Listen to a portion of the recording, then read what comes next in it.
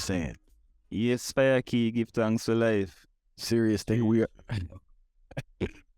are here again on Ballhead and the Dread podcast. I want to give thanks for everyone been tuning in, supporting the thing for those times. So now I truly appreciate the strap. If you get free time, make sure you check out our short film from that Ink TV short film series, thing called The Story of Jamaica's Most Famous Shirt, the Mesh Marina. Definitely want to check it out. I'm pretty sure you had an uncle, father, grandfather, somebody walking around with some mesh shirt at some point. If you didn't have a mesh shirt, and now you can learn the origins of it. Pretty interesting. Also, make sure you check out music from Autarchii, aka the Dread. That is. The link is in the description. His latest EP, Disrupting the Status Quo, along with a barrage of music videos for the EP. So you definitely want to hold the vibes on that. Make sure you stream it, purchase it, support the brethren. I think Yes, people just feel say, yo, you're bridging reasoning and leave out the fact that bridging are Irie art. I read that, right? So make sure you support the bridging and taking the vibes. All right, what we're reasoning about today? We are reasoning about the great Vaughn Benjamin. Yeah, man. The great Midnite band to see. Because enough people hear Midnite and think that it's Vaughn Benjamin, you know, but I more than Vaughn Benjamin to see me. But we know it's the lyrics, and most of the man who give the lyrics still. AKA Akae Beka. Yeah, man, one of the greatest lyricists of all time still. Yeah, all right. And I think when we speak about lyricists, especially people that deal with reggae, we more keep it to reggae artists out of Jamaica.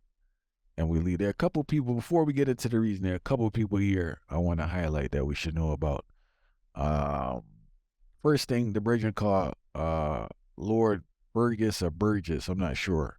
But I do know that brethren wrote songs for like Sam Cooke, Chuck Berry.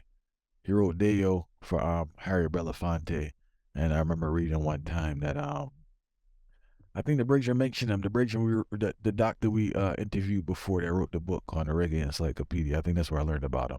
I'm pretty sure that the songs that he has written has sold over 100 million copies worldwide, right? And many regard him as one of the greatest composers out of the Caribbean. Next person I want to speak about before we get into the reason if I is Mighty Sparrow, right? Because this bridge in here storytelling ability, I'm not sure people listening if you ever took a Mighty Sparrow. Calypso. Yeah, many refer to him as the king of Calypso. But this bridge in here, there's one tune I want to recommend. You know, he recorded in 1964 called Slave. And this one here, this man musically, through music now, right? Remember this 1964. This brethren was able to capture so many different aspects of slavery within a song. The fear, the mental enslavement. One section he speaks about how they were released, but he himself acknowledged that he doesn't really have any formal education nor a vocation. And he raises the question, what he's supposed to do, right? And the song stops abruptly.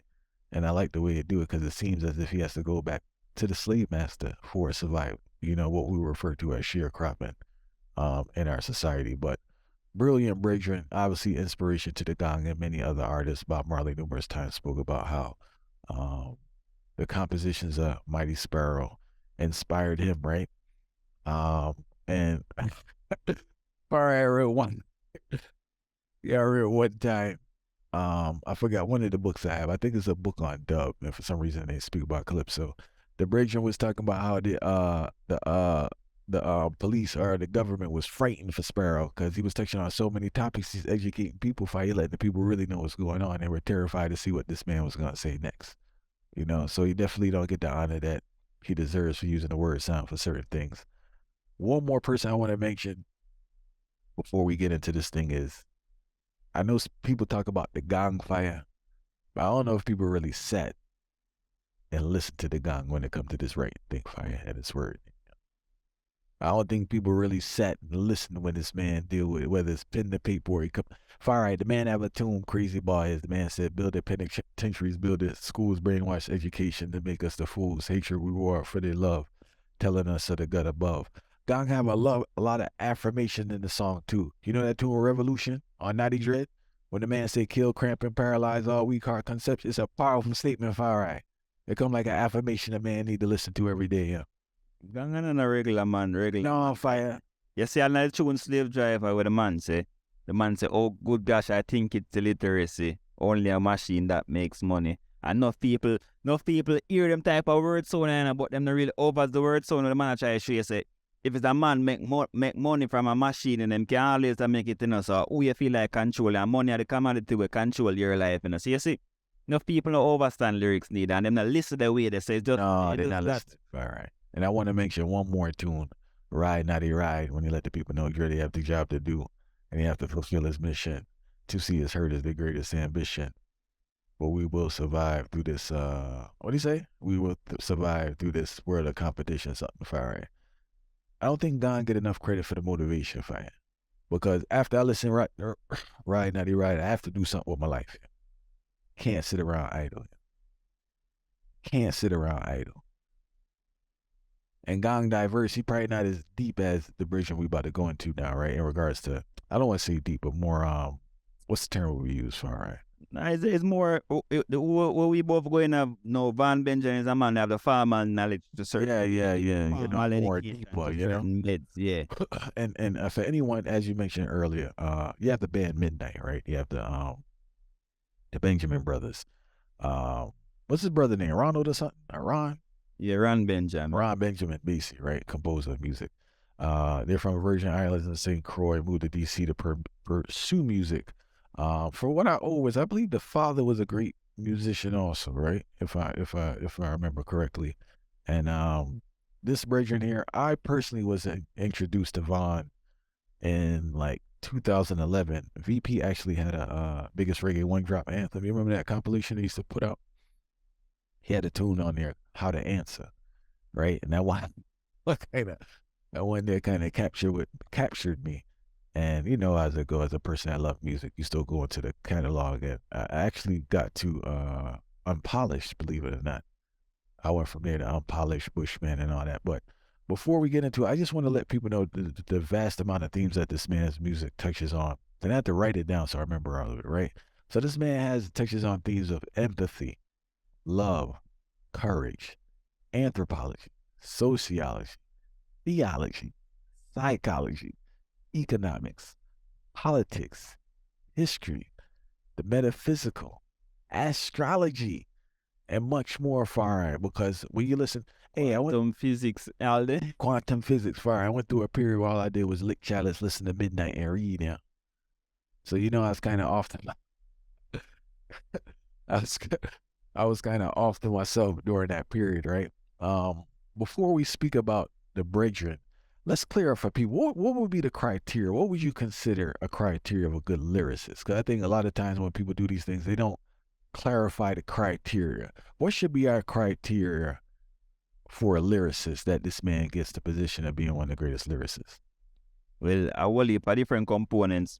I'm going to vary. So like we as a lyricist now, we are talking about delivery. We are talking about content. We are talking about composure. We are talking about the vast knowledge we are man give. We are talking about the syllables. We are talking about the rhyme scheme.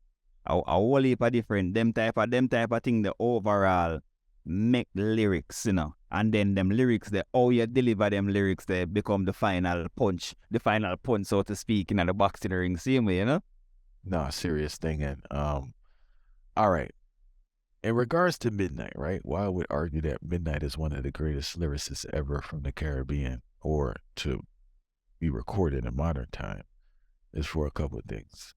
As you mentioned earlier, the amount of knowledge that he had and was able to articulate through song and melody, right? The topics that he had, the amount of work that he put out, first of all, right? This man, right? There's no article you read out now which albums they gonna say this man. Some say 60, some say 70, some say 50. Who knows what it is, right? The impact. I can say personally, there is no music that has impacted me more than Midnite's music. Specifically a song called Bushman.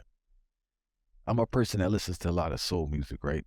And you know, soul music is very layered. I have a hard time transitioning from slow soul music to reggae, especially like a stripped down reggae drum and bass. It don't capture me like that, right? In regards to music, if I listen to Midnite Far Right, I really have to take a break before I listen to another artist. Yeah. I can't lie to you. I can't listen to Midnite then go listen to somebody just rhyming. It kind of it too dumbed down for me. I don't stimulate the bridging, get my mind racing, and I can't transition. Maybe early Sizzler did that for me to a certain extent, not on this heights, but did it.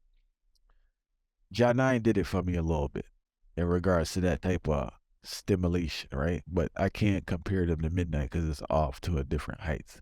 So I will say, as a man that really knows music, no artist has impacted my life. I already talking about my life more than the sounds that came out of Midnite. I'm not sure if you had that type of experience with an artist or particularly this artist. You know, say, wouldn't say, not from the perspective they're still in about, the perspective where me hides Midnite from is a very peculiar perspective still, because I already mature to certain levels in terms of how my brain develop. I'm feel like knowing Midnite music come at the right time in this. You see, the time in there now, when time me excuse me, when time me think about the next stage of my going in my life in terms of consciousness, or more want develop my career, or more my meditation to flow, or more want to be easy. It's a hella funniest thing in the garrison me there, you know. I want to my hella them when name Kirky, you know. The man always I buy CD, I see my pull the CD them out of the plastic. So I said, I know say the man them amongst them certain type of energy. I say the man always cool and calm. So I say, what is the man I pull out of this, out of the CD, out of the plastic? The man say, yo, what Midnite Rude Boy, you have to listen to them artists, you know. So the first album when me go listen now is Ras Make Peace. So when time I listen to Ras Make Peace, I'm here, the man I say, piggy bank is a psychological thing. Implication is only the filter rich winner. I say, what the man just say a while ago? So from there so now, everything start digging at the man in the man lion lag and start. And the whole album, and that's just piece of the album right there in the fire, because the man have a thing called all pagan. I mean, I say the word pan play with the man do, the way out in this race so far, and all of them type of meditate, Rasta man stand, and it's like, the way out the man artwork them alone say something. The man Far Right, you can't leave out. No, continue. You can't leave out Fire. The thing not mixed Fire is recorded and released it.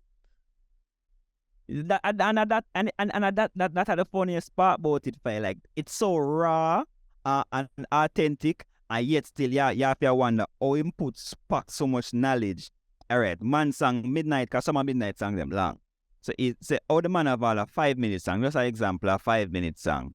And the man pack a whole school syllabus where you in a school that I study from for the whole semester. The man pack in a 5-minute song, you know. And just touch upon certain things so you understand it clearly and then go on to the next, you know. And sometimes you have to pull it up again for hear what the man just say, you know. And then to your knowledge now, to your knowledge now, as you know, where I think say you even know reggae, and say, well, I know reggae, I know a certain roots tune, I know the one drop sound, I know all of them type of thing. But how comes I never did hear about Vaughn Benjamin? And that catch my brain now. I start searching man thing and say everything. Yes, every album for Midnite, every album is a new subject, you know. It's like a whole different subject, you know, and a damn thing there, me I tell you that. And that's I was. So the first Midnite album we talk about, what me know about, was a 1999 album. And then the album where I mentioned after that, Unpolished, that around a 2003 album. So it just to show you, and in the space of that, how much different things the man give. So my respect, I just what I see him from. I see him as the grew out there. I see him as a type of grew out where when time I met him now, as what I say, meditation of affirm the way they him start putting in a different place. You can't just listen to him for fun. For just fun. Nah.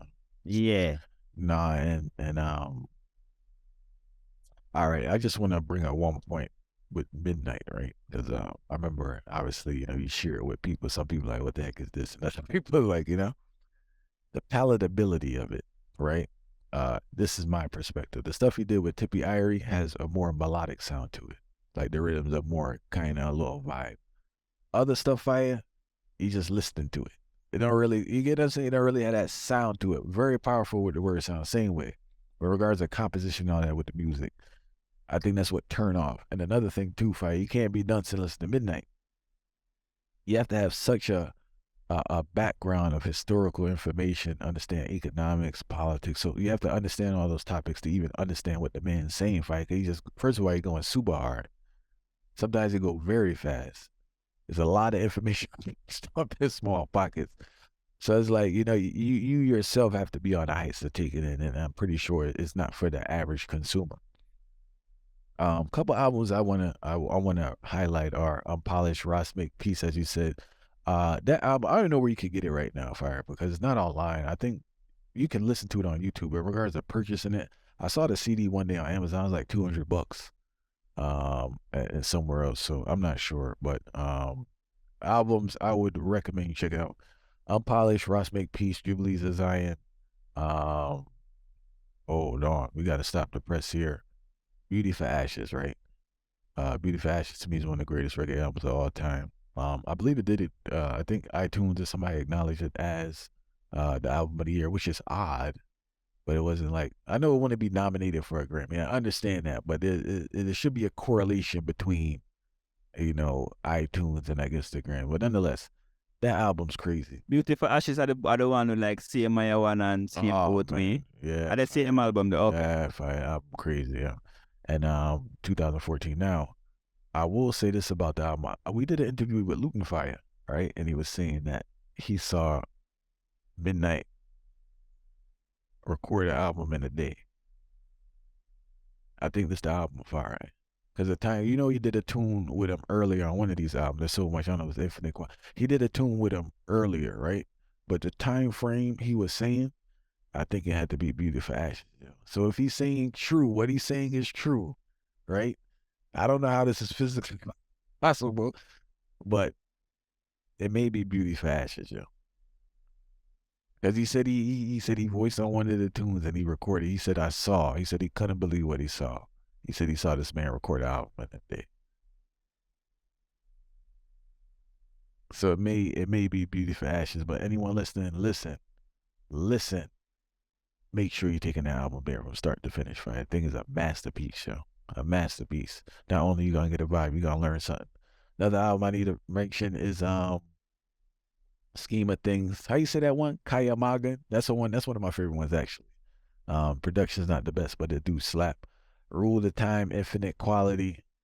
Even the more recent stuff he did as Akae Beka. Oh, King's Bell. That's one of my favorite ones too, Fire. King's Bell is definitely a good one. Be Strong he did for VP. A lot of people don't like it. I really enjoy that one. There's so many albums, I gotta look it up. There's a one I the amount of album that the man have, sometimes I can't remember most of the name them, and sometimes I just the cover. The tune and the cover them click back to my brain. Really. All right, Portals is a very good one. Livicated. Make a Mention. Otto did the artwork for that one, right? So respect to Otto. Hell the King. It's one Fire that slap. Man, it got a dark cover. I think it's Midnite. It's not Akae Beka. You know something more. So well there, if I check for the album, you know, say Midnite show one example as why next reason why we classify him as one of the greatest lyricists in the ego-free music. I check, we talk about the cover. We can't do a reasoning about Midnite and I even talk about the cover. The fact say the man now have an album cover with him face on it, you know. So the man down the Midnite down the music, Akae Beka down the music for himself. And that is one of the greatest thing them for lyricists, you know, say, yo, the man, the ego-free music where I go give knowledge towards you, and it's not just for him. And somebody said to me already in the past, like somebody said, oh, them have a born herb and them have a boy take out a whole heap of toxins out of them brain and in our extra vibes listen Midnite. In other words, them I say, them can't listen them type of music there. And there I say it earlier, but it's just me I show you a living example. And it's a meditation, your meditation have in gear and in a line. I say if you're a man use music on certain levels and make you have to come up to a particular standard and up on a particular level for you listen to him, then you have to regard him as a sacred individual in a particular space because majority of the music them we say example enough of the music them I make even today. You know, have in a mindset to get gear up in a mindset for no say yo at the journey. It's like a journey I go up on when I listen Midnite. And that is something I can respect because the man create a whole journey for you. It's like you climb a hill and you sightsee, you're up on a sightseeing thing and say, oh, look on that over there, so look on that over there. So. And that what Midnite music really mean to me. It's like a sightseeing type of journey. And yeah, I feel the vibration. So it's not everybody made feet. It's not everybody make feet, especially if you don't have a pure heart or you don't have an open mind for say, boy, you gotta really try embrace knowledge and try to see how you can improve oneself certain way and learn certain things and gather the information and decipher where you want to take from where you don't want to take. So it's not everybody meant for the gear, you know? Reality medicine. And even A Ride Through is the album right there, fire. Ride Through is the album. But also I was always impressed with the fact that he was able to build up a large fan base, because everywhere he performed sold off. He performed at Midnite because that's one of my, I don't have much regrets on my life, but I do regret I didn't get a chance to do an interview with the Breakdown. One of the reasons was his show starts at midnight. So, the man's show started at midnight, right? And he's not no interview person to that. So I had a couple of times it was set up through Tippy Irie, one time through his brother, this and that. But they did give me a heads up to say this is not a guaranteed thing. On the man vibe, he want to do a reason. And far with family and running around and all that. I said, yo, I can't go stay out on the road all 4 in the morning for no possibility, yo. And I kind of regret if I would have stayed. Who knows what happened? But that's one of the things I wish where it's kind of like maybe I should have stayed and just tried the thing. But because I'm not no late night person, fire.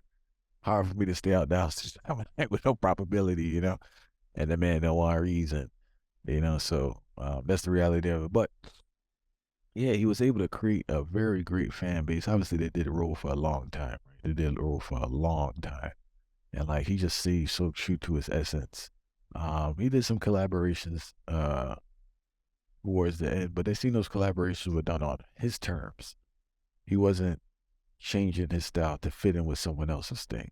It's like they had to ease up on their style to kind of come into it. I go with collabs fire already, right? A man really try to just mesh into your thing, but it seemed like, because he has a tune with I don't know if it's Tribal Seeds or one of them Cali things.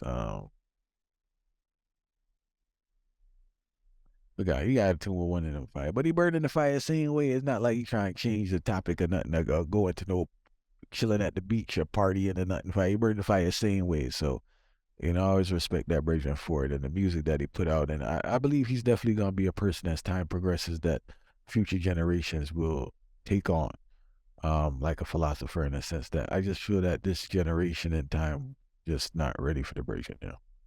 Say what I mentioned is a very crucial part. Say like we mentioned Bob Marley at the start, right? And the thing was that the music was a tough gang did make it become popular, like extra popular, like Bob Marley was a pop star, really. But over time, the relevance of the music start creeping, and that's the reason why even when you see modern technology come in and all of these things today, you see the iTunes chart and them thing, them still start tap them thing them because in demand. So in music, just years later, so man like a Midnite now, in music, you call it same ahead of time in music. The gems them way must spit, the things them way must show you. You gotta start with some prophecy reveal and you gotta start to go back to that. And I say, okay, look on them things where the man did talk about from them time, yeah. What did take place when him did I go through that? So it's like this the anthropology part where I mentioned earlier and I think to him cover, it come into play because all the anthropological statements he make and them type of things have always have a relevance in a society as the cultures develop, as the people them develop, as the mentality them develop, and at them ways people have to go reference to them and so again, the reasons like this is why you have to classify them man as one of the greatest lyricists because it's not everybody can put lyrics pan a rhythm and make you have to go use it as a reference in the future fire. I knowingly know you know say you have to go references in the future fire. So yeah, that them type of thing that will classify as greatness. And for a man when not he might do it in an orthodox way. It's not even like he might do it in an orthodox fashion, you know. That's the next thing. All right. This thing, I didn't even know how to categorize his rhyme scheme.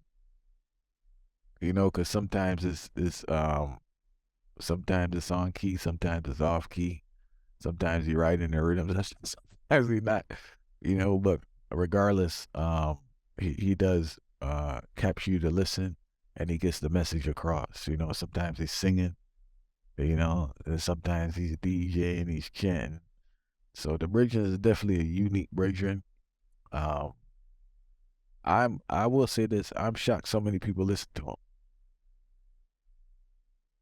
I really was. Like, I really, like, when I really got into him and I really saw that. Because I remember one time there was a website deciphering what he said. It was like a forum in a sense. Like, people were arguing about what he was saying, you know, like trying to clarify what he was saying in the song. But I was just shocked that the amount of people that supported him, because as you said, it's so, the approach is so unorthodox. And it's so deep. Like, you can't, it's not even a vibe to say like, oh, the rhythm slap, I'm just gonna listen to it. 'Cause I think like with these modern like trap and dance, I was like, oh, I'm not really listening to what it's saying. And some of the beats are tough. They're not that tough to get in that category. But like, Fari, you just can't. No, you gotta sit and take time and listen to this, you know, especially if you're a person that's not like too informed about stuff. You might have to go online and research after that. You have to go online and research after things this man's saying to understand and get the fullness of it, you know? So, have you ever heard? Go ahead. No, I say, be a span something like that. Him really exemplary upon the levels because, you know, like how most people that say, oh, but this is not the in thing. This is not the in thing now. And, you know, nobody not gonna listen to that. That's how much I share again says ego-free music because him not sit down and make the music. And I said, boy, I wonder if people ever listen to it. Because as they say, shock says so much people listen to him and when you see him concert them full. All the time. A majority of people who are do music, we are seeing at the limelight, them not really be themselves. Them a do certain lewd content or certain negative content just because them things that people want to listen to the positive. So here is a man who stand up and say, him a go do music theme way, theme way, where extraordinary beyond the regular way how somebody would have do it for them way, and yet still him have a whole barrage of people where I listen to him continuously, even after him gone, same way, so just to show people, say, yo, you can be your owner person and be your owner individual and do your thing, do it how you are ordained to do it without a think about people outside, and you can be great at it same way. And I want to mention one thing, right? I remember previously in the podcast we spoke about jealousy. You know what I found very shocking after speaking to many artists about Midnite? It's not a jealous vibe, it's a respect, but it was intimidation. I know it's a lot of artists were intimidated by him, and I can understand why, because like the heights that he was on, it kind of shows them up in a sense in regards to craftsmanship. You know, you'd hear spending 3 minutes to go talk about one little concept, and the man that broke down half, you know, half of this, and so yeah, it's definitely on ice. But yeah, he did intimidate a lot of artists. Another fun fact: he only performed in Jamaica once. He only performed in Jamaica once. They had the thing in the grill. He only performed in Jamaica one time in his entire life. No Jamaica performed. I'm not even sure. I don't even think it's an issue of him not wanting to go. No promoter. Well, it would make sense though, because I'm not sure how many Jamaicans will go see him. But he wasn't really invited to Jamaica like that. That was kind of odd, believe it or not.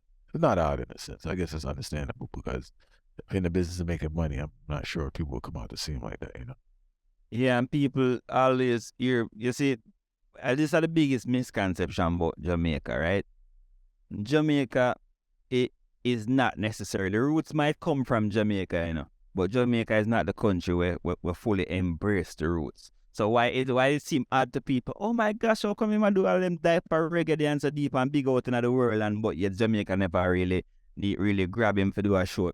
Even beyond the fact that who would come out or all of them things there, because you know that particular group of people who depend on the heights. The more Rastafari based type of people would have more likely meditate midnight. But take all of that outside Jamaica is not a country like that to embrace the roots, so to speak. While the roots might come out of it, I just that man I just have to explain back to people again. It's a country where it's kind of like a downgraded version of America. The way how them are try to build the whole structure, infrastructure itself, you know. So that's one of the things them we really want to mention because somebody asked about that already, you know. And in the same way, I have to explain it to them fire because Midnite is just a different type of fire where it bigger than even Jamaica and bigger than even reggae. May I tell that the truth because the way how the messages them perceive fire. And you know we always about the message fire. And the way how the messages them brought out, the way how it perceived, the way how it intended for go. That's why you see so much debate can take place about it because there's so much different direction and so much different angles we approach them type of train attack there that it always misunderstood and the same type of religious concept applied to it. You know, kind of religion, one thing said in a religion and then people perceive it and interpret it the way they and at the same type of aspect where Midnite come with but from a more philosophical angle.